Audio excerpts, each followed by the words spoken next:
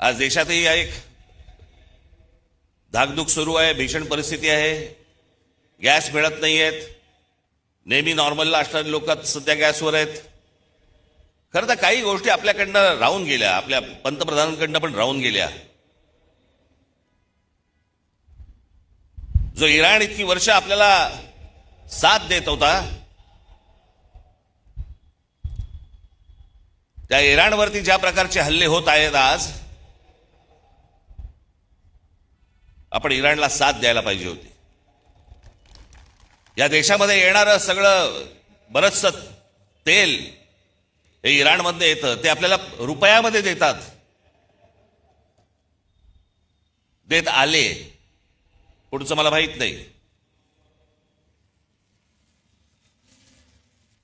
पण खामेनी गेल्यानंतर देखील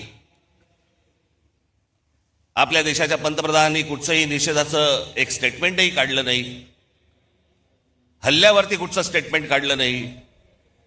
जो देश आजपर्यंत जम्मू काश्मीरच्या प्रश्नावरती देखील आपल्याला पाठिंबा देत आला, भारताला पाठिंबा देत आला, त्यांच्या मागे आपण आज अडचणीच्या काळामध्ये उभे राहिलो नाही, याचा त्रास निश्चित भविष्यात होणार आपल्याला. केवढं जमलं अंधभक्तांना. राजसाहेब ठाकरे यांनी जे वक्तव्य केले ना, हे तंतोतंत खरं आहे. येणाऱ्या काळामध्ये भारतामध्ये आर्थिक टंचाई 100% होणार आहेत. कारण आत्तापर्यंत जे आपल्याला तेलचा पुरवठा होत होता, हा फक्त आणि फक्त इराणकडनंच होत होता. हे अमेरिका, इस्रायल याचा पुळका जे तुंतुने वाजवतात त्यांना अंधभक्त यांना ते कळणार नाही.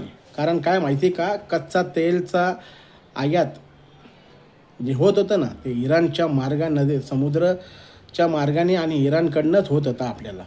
आणि काय झाले, त्यांचा राष्ट्राध्यक्ष खोमनाई मृत्युमुखी पावल्यानंतर साध्या आपल्या देशाच्या प्रधानमंत्री मोदी साहेबांनी दुखोटासुद्धा या ठिकाणी व्यक्त नाही केला आणि युद्ध कुठंतरी संपवावं यासाठी पण प्रयत्न नाही केलं. म्हणजे एवढी यांची लाचारी आहे केंद्र सरकारची. म्हणे आम्ही सत्तेमध्ये बसणार आणि सत्तेमध्ये लोकांना विश्वासात घेऊन भारतीयांवर कुठल्याही प्रकारच्या अडचण येऊ देणार नाही. अहो, येणाऱ्या काळामध्ये राज ठाकरेंनी जे शब्द सांगितलेले आहेत ना आत्ता त्यांच्या भाषणामध्ये, हे तंतोतंत खरे ठरणार आहेत. वाढती महागाई आणि वाढत्या तेलच्या किमती हे 100% भारतीय नागरिकांना सोसावेच लागणार. काही अंधभक्त आहेत, ते म्हणतात किती वाढ झाली तरी ते आम्हाला भरायला आम्ही तयार आहोत. अहो, तुमच्याकडे गांडीच्या बुडाखाली पैसा आहे, तुमच्या डोळ्यावरती अंधभक्ताची पट्टी आहे, त्याच्यामुळे तुम्ही बोलणार. पण सर्वसामान्य नागरिक जेव्हा हातावरची ज्याची पोटं आहेत त्यांनी कसं जागायचं? हे तुम्ही तुमचं अतिशहाणा बैल रिकामा तशी तरा आहे तुमच्या, लक्षात ठेवा. हे काय माहिती आहे का, तुम्ही अति करताय म्हणजे आता अतिला शेवटी माती हे 100% होणार आहे. खाली तुम्हाला न्याय नाही, पण वरच्याचं न्याय 100% तुम्हाला भेटणार, हे लक्षात ठेवा. मी फक्त देवाकडे एकच प्रार्थना करेन की हा जो काही युद्ध आहे अमेरिका, इस्रायल, इराण जे का आखाती देशामध्ये, ते लवकरात लवकर थांबवावं